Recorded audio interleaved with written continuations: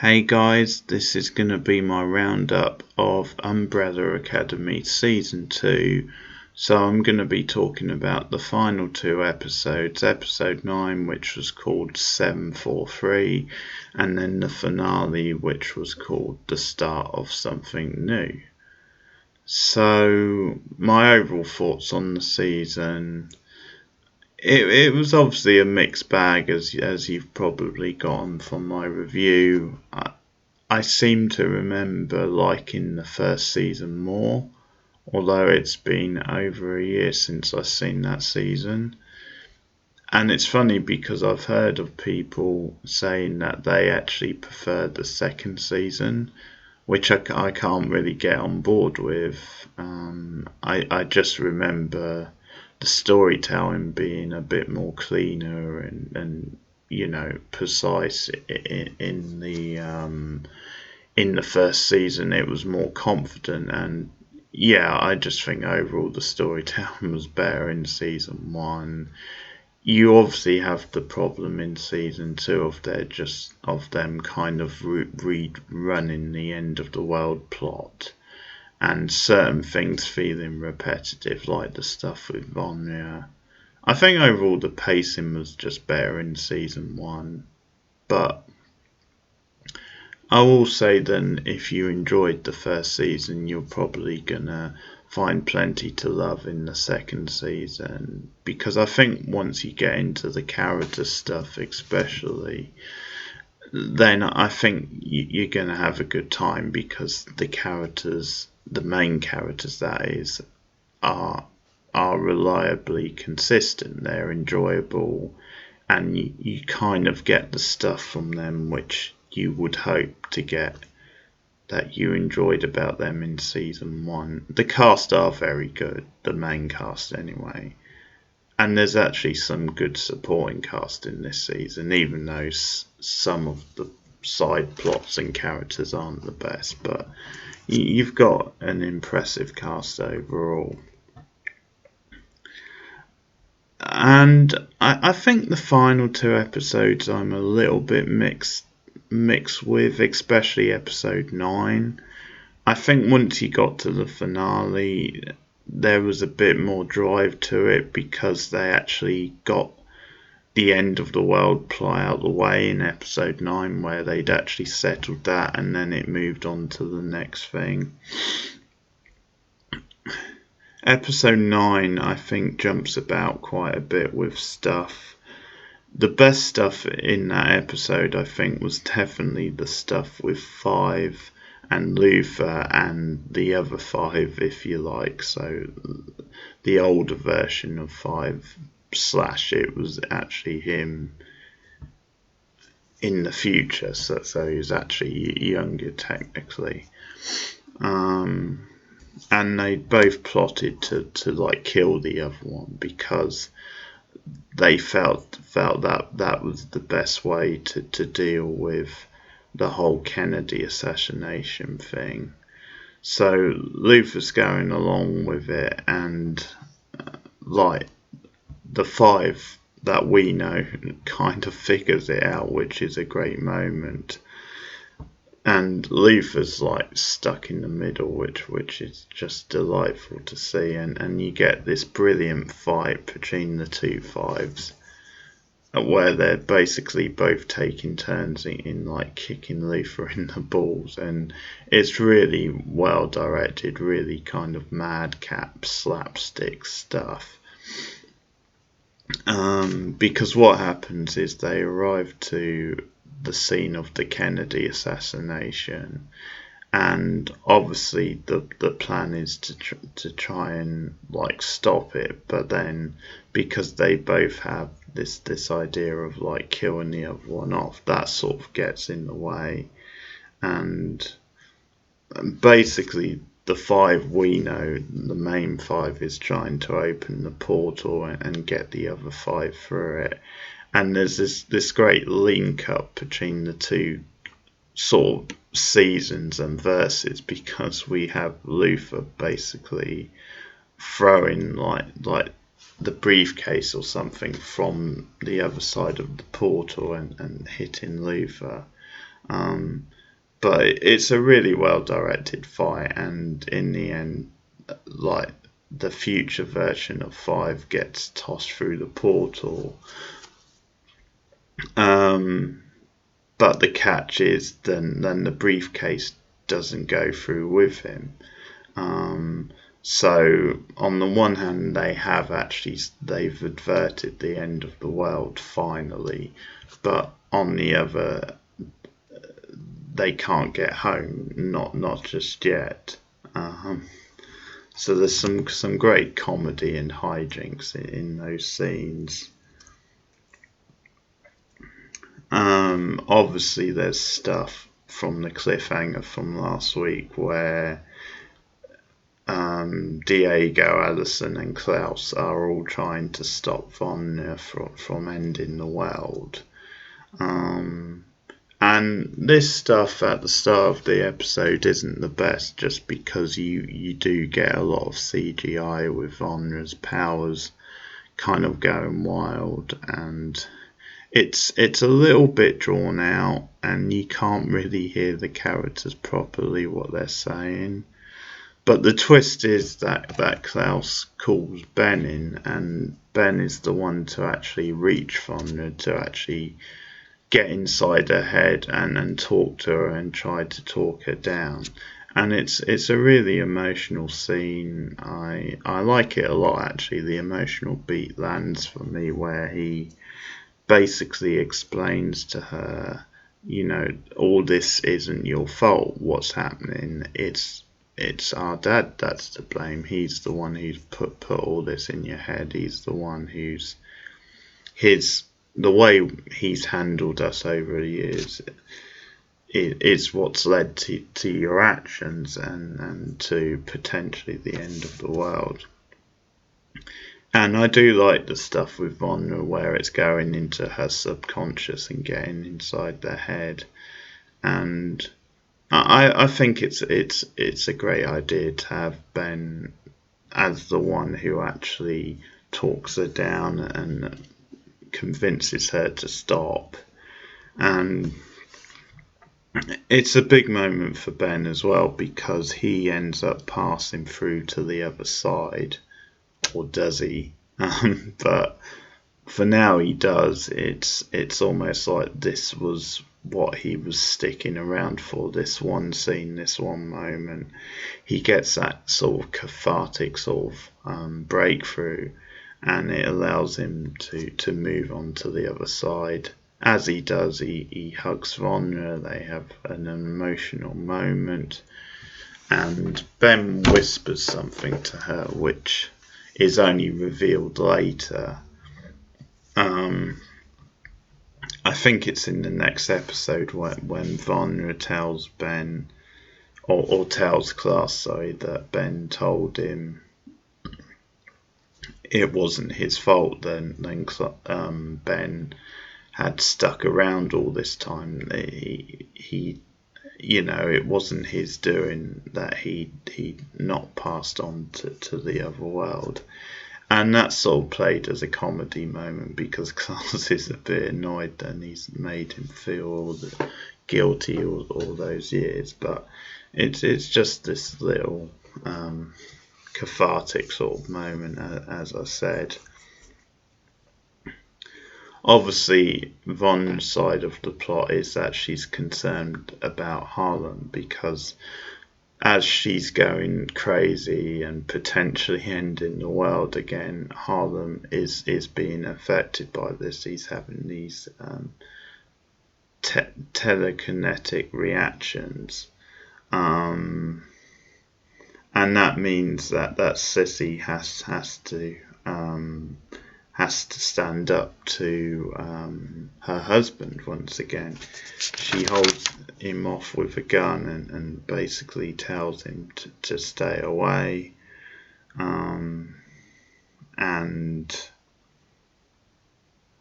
yeah, that's all that. But obviously Harlem's potentially having like these epileptic seizures as a result of what's happening with Vanya, so there's a connection. And that actually leads to the husband taking him away, or he's about to anyway when Sissy gets the gun and holds them up. But that's the reaction from the husband. It's like,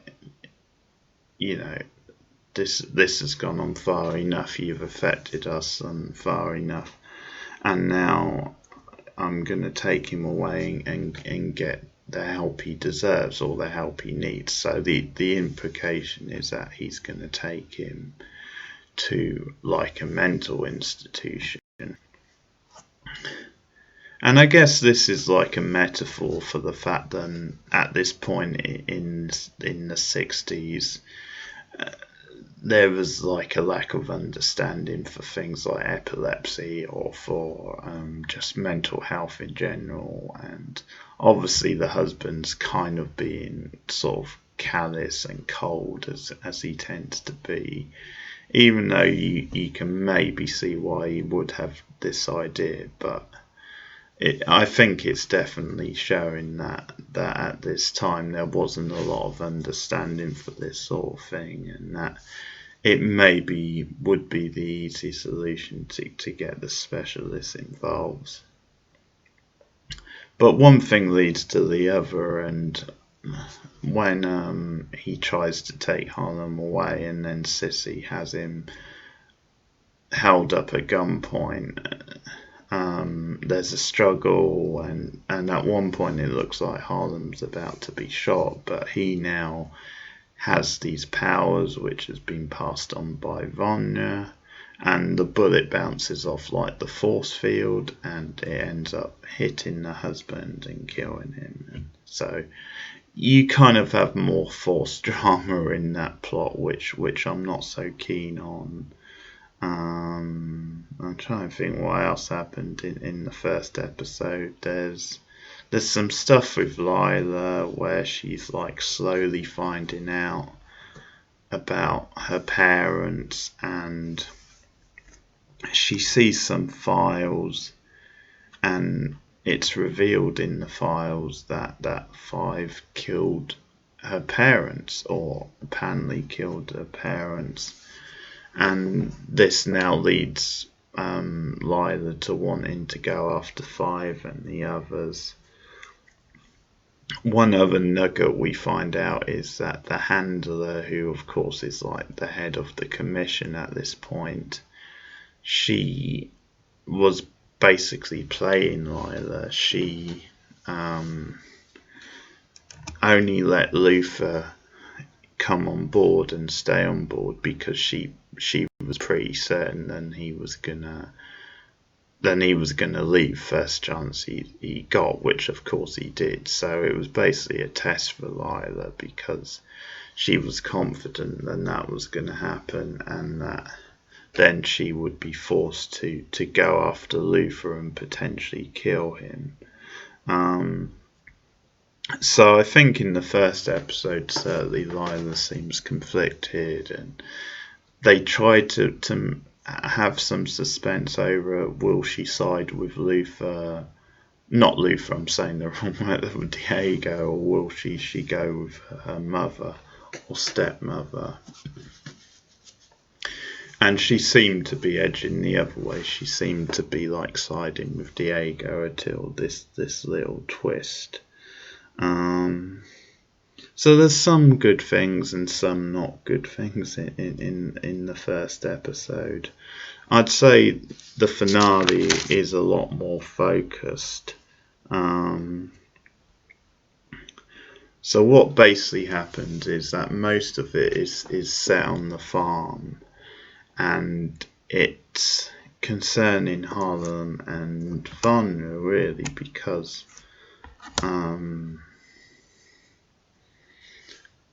Vanya finds out then Harlem's in trouble and that he's not coping very well with the condition, and potentially his life could be threatened. And they do this little beat where, because at the start of the episode, the Umbrella Academy are all in hiding because they're wanted by the authorities. They're suspected on like the whole Kennedy assassination, because what happens is Diego tries to stop the Kennedy assassination. He still has that like motivation, but he gets there too late and he sees like his father on the ground. He's been shot, and he says, "Oh, where is he?" As in, where's Kennedy? And the father like holds up like a card or a bit of paper that just says, "I told you this was going to happen." So too late, basically. But then there's another little twist where the father seems to like kill off the commission. Like he shows up. It's not the commission, sorry. It's basically the group of people who were involved in the Kennedy assassination. And the father's mad because he didn't want anything to happen to Kennedy.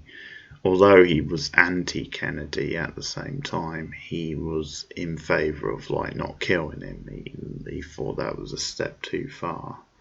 But we see someone at least go into the base, and it appears to be the father, but then he takes like the mask off and we hear him killing the rest of them. But anyway, getting back to where I was, there's a beat where Von wants to go and help Harlem, and because the rest are like basically on the run, undercover, from the authorities, they say to her, "Sorry, we can't come with you. It's too risky." So it appears as though she's going to go on her own, and she says, "Sorry, I have to go. I have to help them. I'll see you when I see you." But then there's this twist when they all end up going, and it's one of these scenes that really warms your heart. It's what you come to the show for. And there's a really good comedy beat with Luther like bumbling into the back of the car, and he has to squeeze in. Basically, it's really, really funny stuff. So they all set off to the farm, and Harlem's going crazy at this point, and Sissy's there, of course, and it takes a bit of persuading for her, because she knows Vonna has given him this condition, and she's like, "What did you do to my son?" sort of thing. So Vonna and the rest have to talk her down and say, "We can help him." But then things get complicated, and this is when it turns into kind of like one big battle CG fest with all these different moving parts, which for the most part is done really well actually. But this is when the handler arrives on the farm with Layla and a whole army, basically, because the cliffhanger at the end of the last episode was this means war. So they're bringing in an army. And one thing I will say is that I think Lila as a villain actually works really well. I think she's more suited for that. They've obviously done this in between thing all season.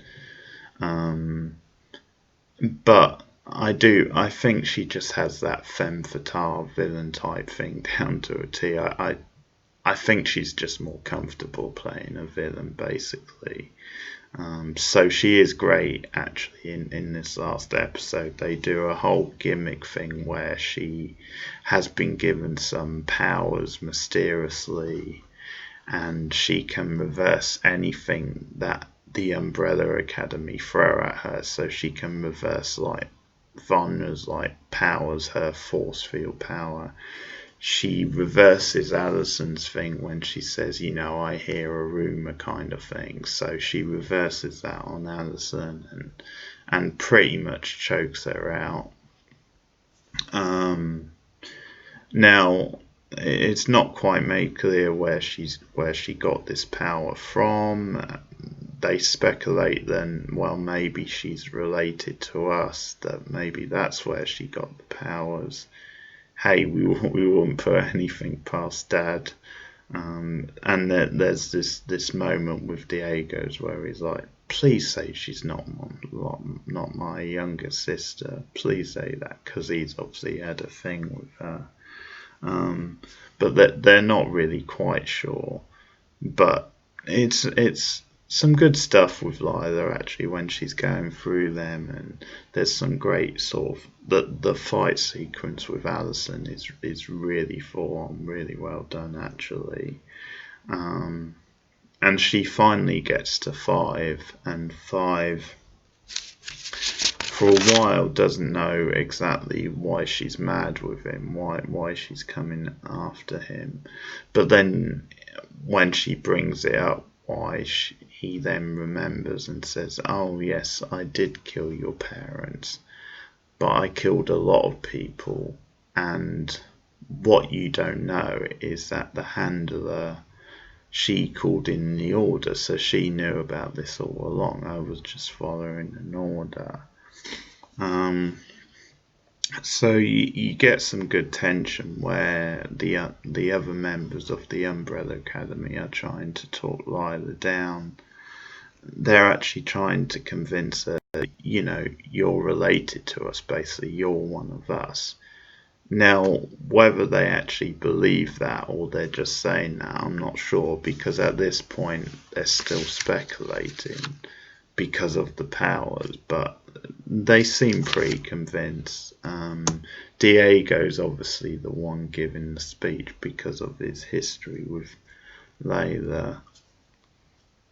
And then there's sort of a twist, although I guess not really surprising knowing her, but the handler, when Lila says, well, they're actually more my family than you, she then kills Lila. And this is after she's like killed the rest of them, and it's one of these like clunky type moments just because there's gonna be some timey-wimey, reverse stuff. Somehow they're gonna get out of this. And I have to give them props because I quite like the way they do it, and the way they do it is basically that before going in 5 like arranges some sort of like traveling back in time to before this point, if you like, in the timeline. So before they go into the barn to like prepare for any if there's any intervention, basically. So that's what we basically see. Then he went back to a further point in the timeline, and so he was waiting for something to come at him when they got in the barn, and they managed to do it this way.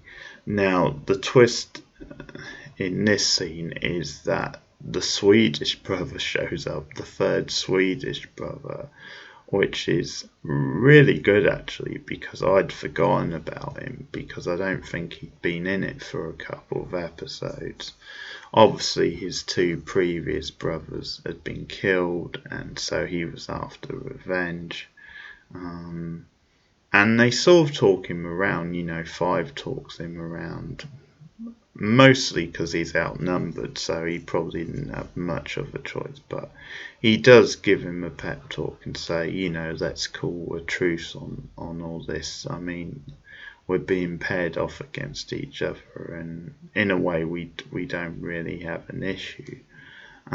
So it's pretty good stuff because it fits into like the theme of, I don't know, discrimination type thing, or of coming together as like cultures and community, because later on you see the Swedish brother just getting on a bus, and it's when they're doing like a wrap around and you're getting all these various like political moments, and it's sort of making a point because you hear Alison's like letter to Ray, and it's sort of summing everything up. So it kind of highlights the Swedish brother because he's kind of out on his own, isolated in America, and he has to get on a bus where he's kind of getting funny looks sort of thing. So it ties into the whole political statement of the season. But Addison's letter and the whole speech to Ray is like really, really beautiful as well, because she just makes it clear that things are going to get worse when it comes to racism. They're going to get a lot worse before they get better. But it's a hopeful message. She just says, things will get better and we can change things.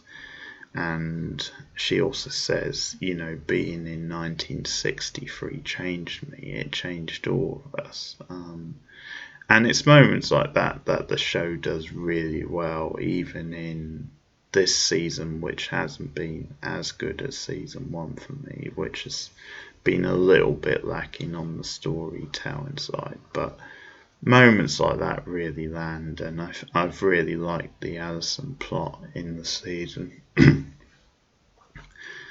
And they just do little things to tie things up, because Vanya obviously saves Harlem, but then predictably Sissy says, sorry, we can't come back with you to the future, because we don't know what sort of future it'll be. And the way she puts it is, can you guarantee that no one will come after us, then we'll be safe? And Von, I don't think you actually see her answer, but the idea is that she probably says, no, I can't. So she has to face the fact that it's probably better for them to stay there. But there's an emotional farewell, as you would expect, where Sissy kind of says, if you get the chance, come find me. So it leaves the door open a little bit. But they obviously all travel back as a group. They tie things up, say their goodbyes, and they get back to 2019. And obviously, not surprisingly, something has changed. There's going to be a cliffhanger for the next season. And the cliffhanger is that the father's still around and Ben's still around, except he's still around as a younger boy. And the Umbrella Academy has been renamed, basically. And Ben seems to be the leader of it. So they find the father. And there's this thing where Ben kind of walks in like young Ben and kind of says, who are these, like, whatever the word is, like bastards or dickheads or whatever he says, losers maybe, but it's kind of young Ben saying that. So the twist is arseholes, I think it is. Who are these arseholes? But that's kind of the twist, that somehow they've like altered the timeline again. So it's changed things. So Ben is still around. It's like young Ben, and he appears to be like running the Umbrella Academy, and the father's still there. So not surprisingly, we're getting a season 2 because it's been a popular show, and we'll see what direction they take it in season 2. But that's pretty much my thoughts on Umbrella Academy season 2. Overall, I've liked it. It did take too long to get going. It's certainly not as good as the first season, in my opinion, but still some enjoyable moments, some good storytelling beats, some good character beats, some great use of music and the period. It just took a bit too long to get going, but enjoyable season for me. Again, I think if you're a fan, there's lots to enjoy, but I'm kind of worried about the next season, whether they can sustain it for another season. That is a concern, but certainly I'm up for giving season 3 a go. So that's my thoughts on Umbrella Academy season 2. And coming this Friday, we have the start of Netflix's new anthology, I was going to say, but their new mini-series, which is The Haunting of Bly Manor. It's once again Mike Flanagan adapting a classic ghost story. He, of course, did it with The Haunting of Hill House really successfully 2 years ago. And so this is going to be his follow-on series where he does The Haunting of Bly Manor, which comes from the taming of the Screw. So really exciting to see what he does with that. So this coming Friday, that premieres on Netflix, and I will be doing the first episode, of course, not long after.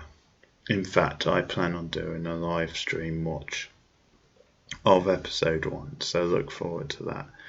Thanks for listening. See you guys later. Goodbye.